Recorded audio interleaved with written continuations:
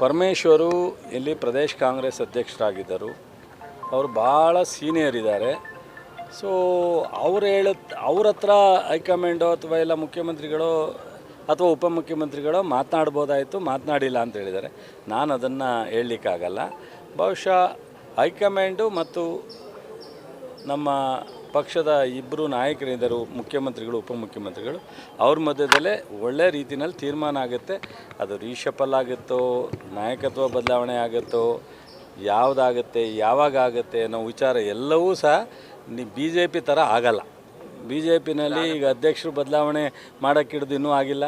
ಯತ್ನಾಳ್ನ ಮದ್ದೂರಿಗೆ ಒಂದು ಕಡೆ BJPಯವರೇ ಲಾರಿ ಕೊಟ್ಟು ಜನ ಓಡಿಸ್ತಾರೆ, ಇನ್ನೊಂದು ಕಡೆ ವಿಜೇಂದ್ರನಿಗೆ ಅಶೋಕ್ಗೆ ಮಾತಾಡೋಕ್ಕೆ ಬಿಡ್ತಾರೆ. ನಮ್ಮಲ್ಲಿ ಹಂಗಿಲ್ಲ, ನಮ್ಮಲ್ಲಿ ಒಂದೇ.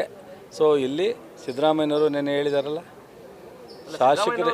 ಶಾಸಕರು ಎಷ್ಟು ಮುಖ್ಯನೋ ಹೈಕಮಾಂಡು ಅಷ್ಟೇ ಮುಖ್ಯ. ಸಿದ್ದರಾಮಯ್ಯನವರು ಸಾಫ್ಟ್ ಆದಂಗೆ ಕಾಣಿಸ್ತಾ ಇದ್ದಾರೆ ಸರ್. ಯಾಕಂದ್ರೆ 5 ವರ್ಷ ನಾನೇ ಸಿಎಂ ಅಂತ ಹೇಳ್ತಾ ಇದ್ದಾರೆ.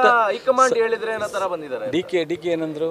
ಸಿದ್ದರಾಮಯ್ಯನವರು ಹೇಳಿದ್ಮೇಲೆ ನಂದೇನು ಅಭ್ಯಂತರ ಇಲ್ಲ. ಸಿದ್ದರಾಮಯ್ಯನವರು ನಮ್ಮ ಹೈಕಮಾಂಡು ನಾವು ಏನು ಹೇಳ್ತಾರೆ ಅದು, ಅದರಿಂದ ನಮ್ಮಲ್ಲಿ ಎಲ್ಲ ಸಾಫ್ಟೇ.